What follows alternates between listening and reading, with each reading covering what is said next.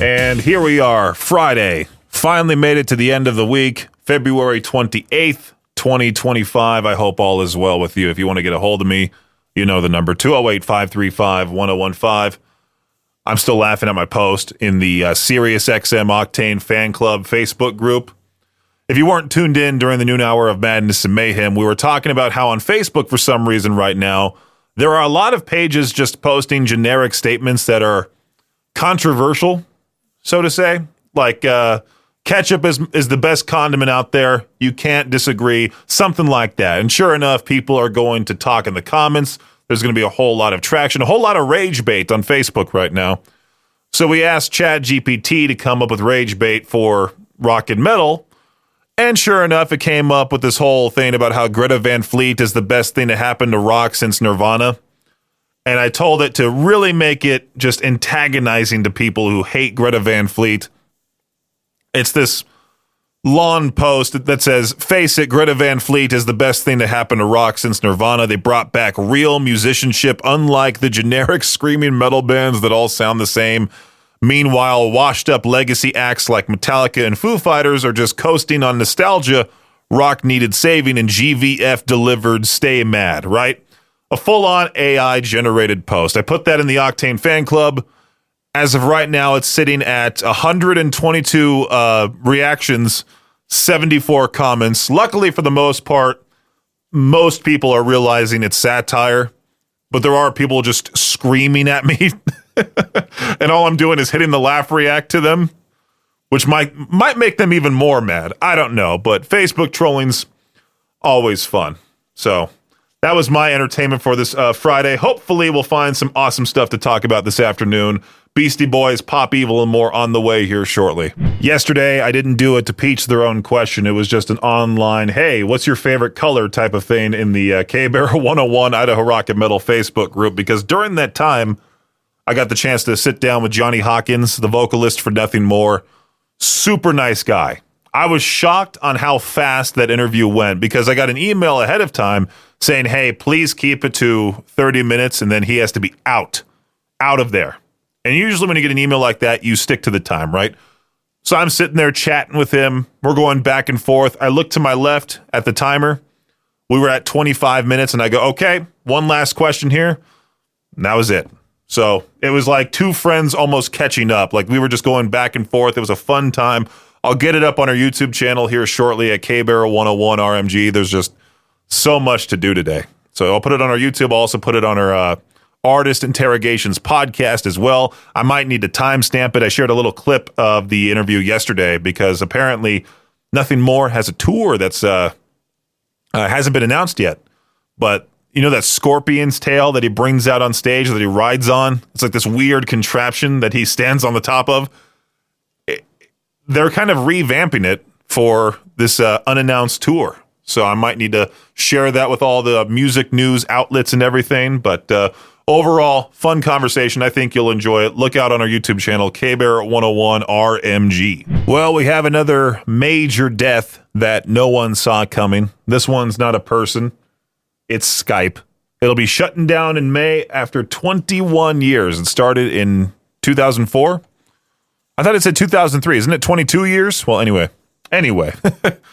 Microsoft is shutting it down. It was very weird because during the pandemic, everybody was using Zoom or Google Teams. Is that what it's called? I think it's Google Teams, but nobody was really using Skype. And Skype was used for the most part the whole time before then. Skype really let Zoom and Google Teams just beat them during the year that everyone was using video calls. And I mean, I don't really know that many people still using Skype, which is why Microsoft is like, yep, shut her down. Rest in peace. 21 years of just, well, Skype. Okay. And this right here is your Shot Clock Sports Update.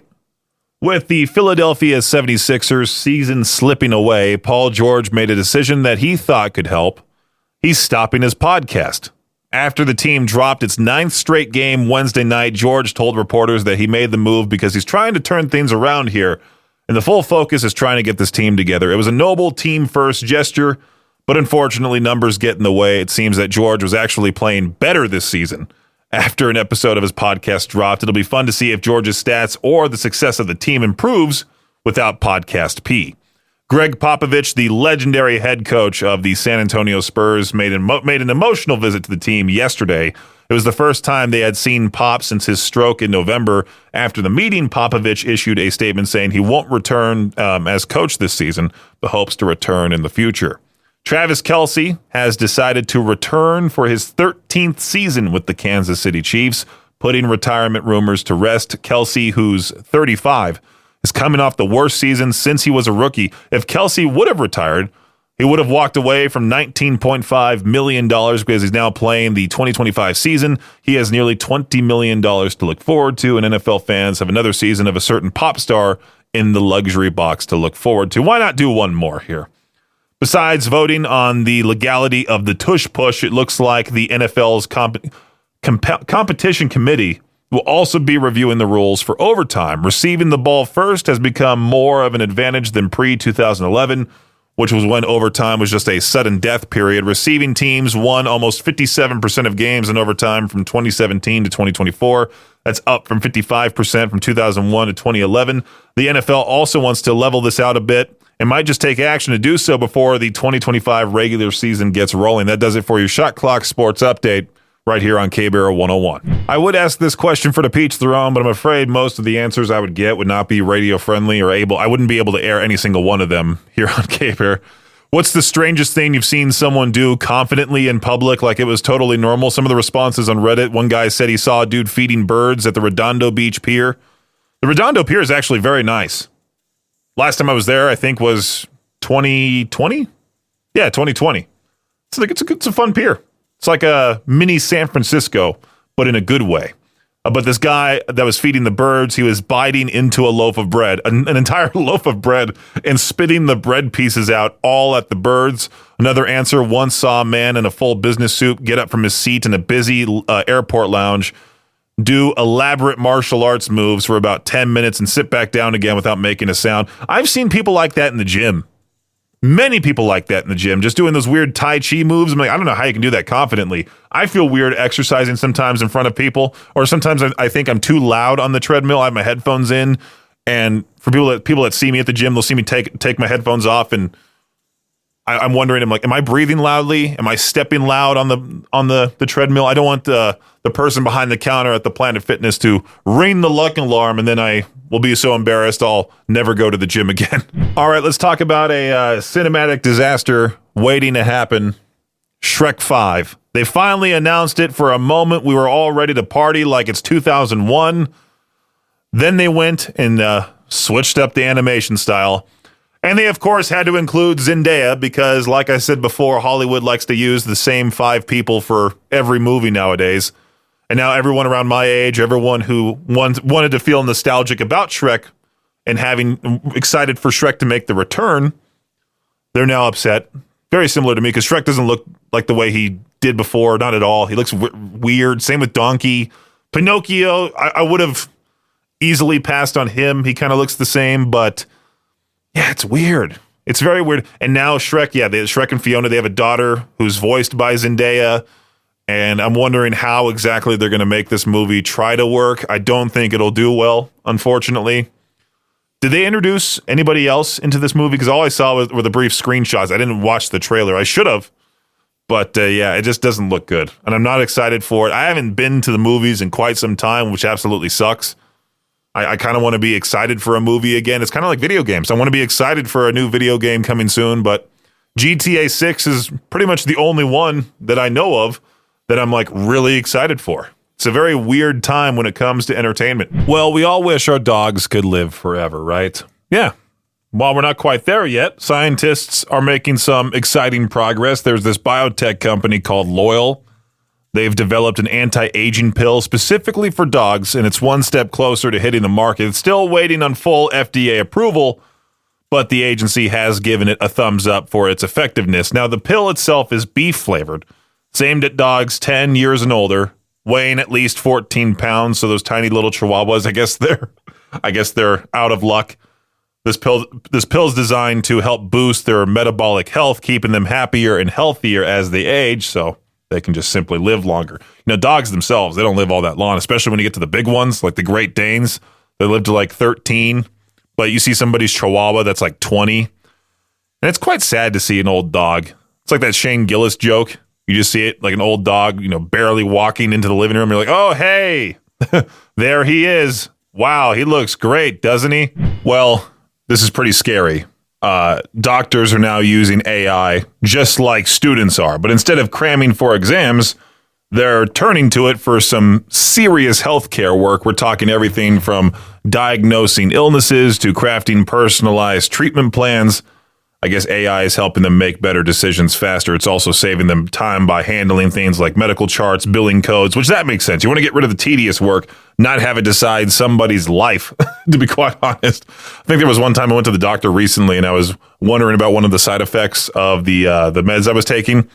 And this doctor literally Googled side effects of the certain med and said, well, that's included on this list. I'm like, how reliable is this website? It's not a .gov or .edu. It was a simple .com website that somebody could have uploaded. It was like me going to Wikipedia to prove my point, which, anybody can edit that page.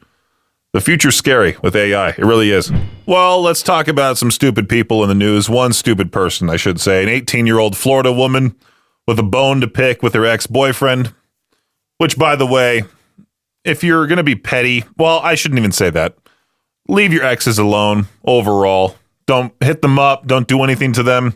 Don't be like this person who she was arrested for vandalizing her ex-boyfriend's sports car with a can of yellow spray paint. Making matters even worse, it wasn't even the right car. Yeah, police responded to this 911 call about a young woman vandalizing a car. They found her and a 16-year-old friend with yellow spray paint next to a back vehicle with the word devil written all over it. Now, cops say she told them she was upset with her ex because he owed her $700. The bigger problem for her is that it wasn't actually the ex's car. She had the right color, but the wrong make and model. Just text him. Hey, I need my money. Leave it as that. Lately, I've been avoiding Ask Reddit just because there's so many political questions being asked on it, and I hate that. I avoid politics 100% on this show. So today's question, for to each their own, what's the most addictive game you've ever played? I see the top answer on Reddit, World of Warcraft, which my cousin that I only have talked to once, and I think that was the one and only time I ever talked to him. I forgot his name. Is it Austin? Something like that, but my Uncle Bob, that's his son.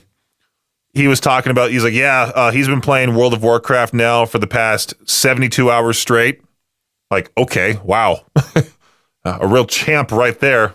Reminds me of the South Park episode, which I did talk about, funny enough, with Johnny Hawkins of Nothing More, out of all people. But, what's the most addictive game you've ever played? Let me know. 208-535-1015. K-Bear, what's the most addictive game you've ever played?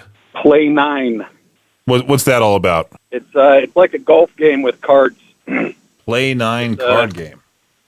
Yeah, and it's like golf, but you just try to get the lowest amount of points with your cards. It's pretty addictive. We've played it for a long time, and it's also a video game, so you can play against other people online and whatnot. So how do you play golf in card form? Do you just like put a card down, or you get a random card? And so it's its own. It's not like a deck of cards. It's a Play 9 deck. Okay. It's actually just Play 9. Gotcha. I've never even heard of that game before, so I'm just curious about it because it seems really cool. It seems like a game that my family and I would love back at home. Yeah, it's a lot of fun. You just try to get the lowest points, just like golf. Yeah. Well, but they call it Play 9. I'm going to add this to my little list here of things to potentially get my family for Christmas. I'm already thinking ahead of time. It's a fun deck of cards, and it's just fun to play, and it gets addicting. All righty, man. Well, thank you so much for that answer. I appreciate it. All right. Have a good one. Hey, you have a great weekend. K-Bear, how's it going? Hey, what's going on, Peaches? Oh, nothing much. What's the most addictive game you've ever played? I have two. Okay. I think Battlefield 1 multiplayer online. I mean, that game was popular for a lot of people, not me, unfortunately. I just didn't really care for it. I don't know if I grew up with just Call of Duty and was like, I'm sticking with this or what, but... Oh, yeah, it's really... I mean, like, once you get the feel of it, it gets really addictive. Is that the one where you switch soldiers? Is that the one where, like, you can switch, like, in the campaign mode, I should say, where, like, if you die, you go to another guy? Yeah, that was like the beginning of the game, and then after that, it just goes into like a different stories of, I think, characters. Okay, gotcha. And you said you had a couple of other answers for this one too? Yeah, and the second one I would have to pick Dead Space Remastered for the PlayStation 5. I've been wanting to get the remastered version for a little while now, but just never had the money for it. But I mean, I played the original Dead Space, one of the scariest games of all time. Yeah, same here. Yeah, the remastered is really worth it. They really went all out with it because there's like a lot of side missions you can do and stuff. Oh, so they added on to it. They didn't just remaster the graphics, like they really just added on to it, or? Yeah, like everything you thought. Like, I don't know if you ever heard of the animation version or the movie or whatever. No, I haven't. Oh yeah, well they made movies of it, and everything you saw in the movie they put into the remastered version. Okay, interesting. I'll have to add that to the list, and I'll even tell Victor, like, hey, you should stream this to see if he gets scared on cam. Oh man, if he does, you gotta let me know what does he stream on YouTube or? He was streaming on Twitch, but I think he said at some point he's going to start streaming on TikTok, and he's on everything with the same username. It's just Victor Wilt.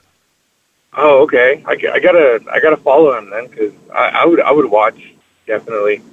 He's fun to watch while streaming, and so he's going to appreciate this free plug as well on the air to find his channels. K-Bear, what's happening? What's up, Peaches? This is Vortex. Hey, Vortex. What's the most addictive game you've ever played? I would say probably Call of Duty, but ever since I switched to PUBG, I never went back to Call of Duty. I don't think I ever tried playing PUBG. I've seen obviously people online playing that game before, but I mean, it seems like it looks like it's fun, but I think I went with the Fortnite crowd. I tried Fortnite, but it was too cartoony for me. I like the more real, and I know this is not saying much, but I like the more realism of PUBG and Call of Duty. Right, yeah. I mean, Call of Duty now, have you tried playing Black Ops 6? No, they gotten really weird with all the weird skins and gun skins and everything. I was about to say, dude, do not go to Black Ops 6 if you're wanting realism. I got killed by a Ninja Turtle a bunch of times. Yeah, sounds about right. I mean, that's where they make their money is with all the skins and stuff, so I get it. But PUBG has done it a little bit with the skins, but for the most part, the weapons and the outfits have been relatively tame. Mm-hmm. So yeah, man, I get more it. Realistic, more realistic for sure. Well, right on, Vortex. Appreciate that answer. Yep, have a good one. Hey, you have a great weekend. K-Bear, what's the most addictive game you've ever played? You ready for the nerdiest answer ever? Okay.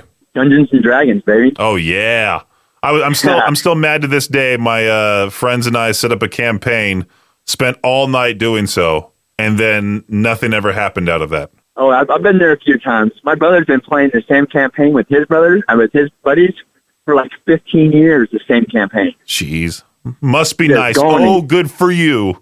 Yeah, good for them. K-Bear, what's going on?